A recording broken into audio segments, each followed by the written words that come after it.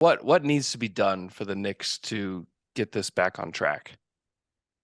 Yeah. The other thing that I'll add, by the way, when you talk about the series that Randall has had, and he was not good in the Cleveland series either, Yeah. is he's saying maybe they want it more.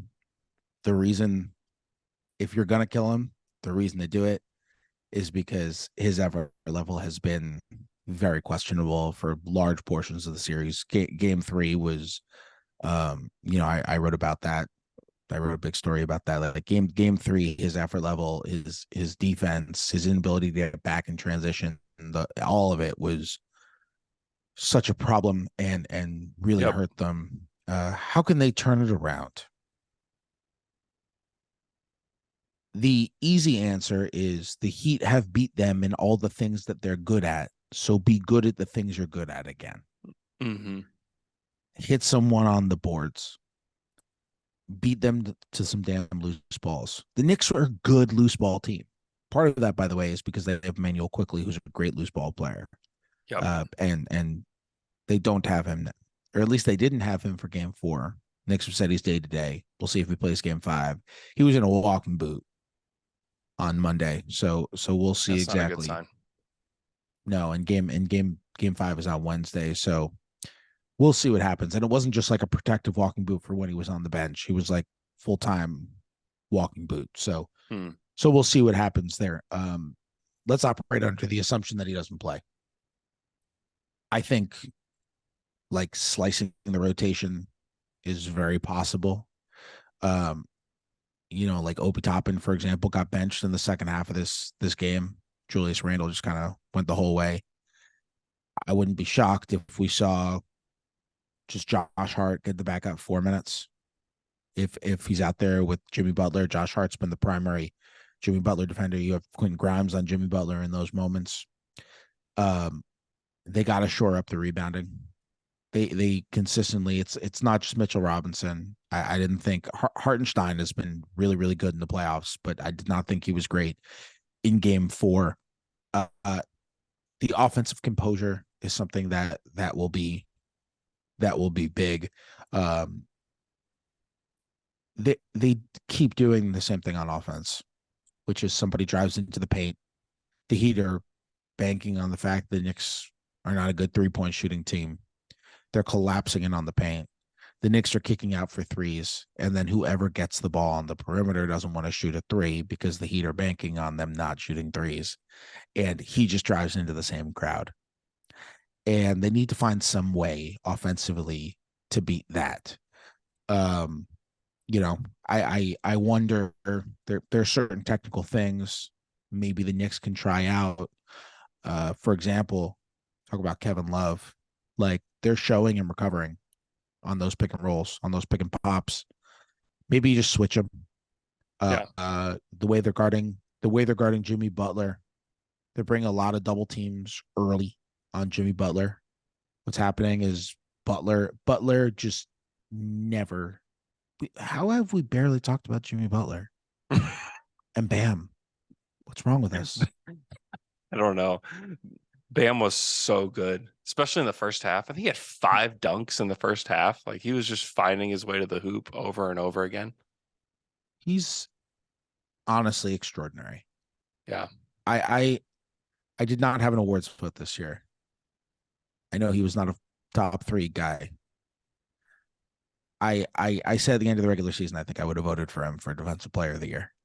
It's looking pretty good now. It's looking pretty good now, Fred. He you know what it is with him, and we've seen it in this series. People talk about how versatile of a defender Bam is.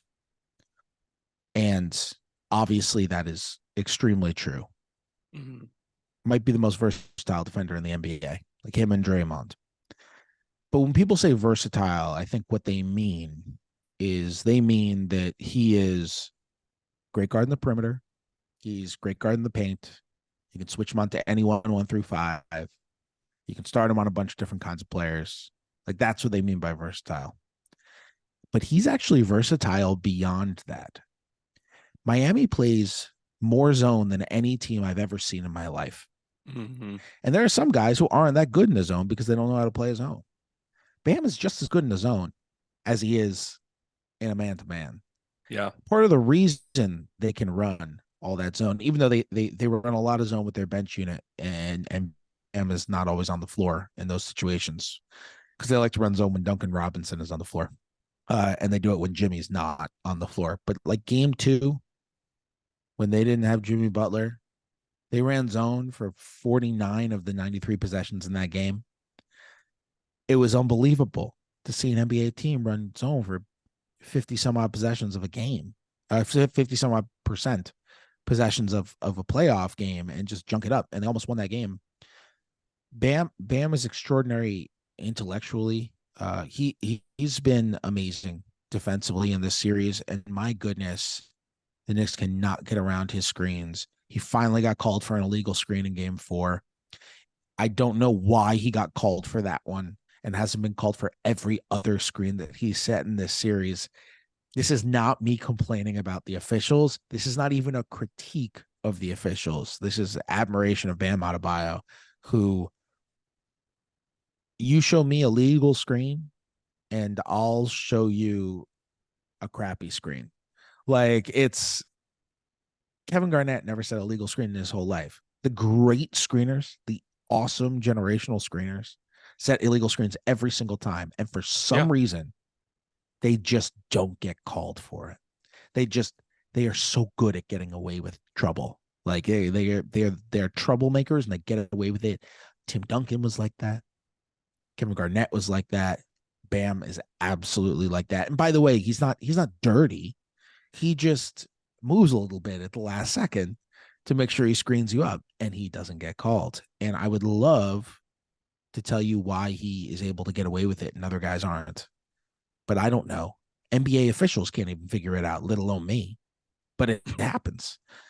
Um, he's he's been great, and in terms of Knicks adjustments, like they've been bringing over double teams on Jimmy real early, and Jimmy Butler he's just never gonna fight the double. Yeah. He is just never gonna do it. And he's never gonna panic, and he's always gonna recognize it. Another guy who's just as smart as he is talented when it comes to playing the game, and Knicks are sending when they send doubles. Butler's getting off the ball early and putting the Knicks in rotation. The Knicks have not been good in rotation. They have not, especially those.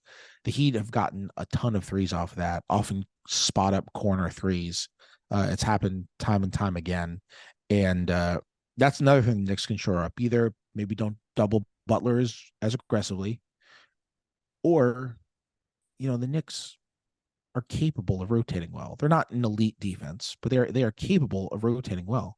A lot of these are because like Julius Randle isn't going hard in rotation. He's not going hard in help. Like a lot of it is because of stuff like that. And that's fixable if you want it as much as the Heat, I guess.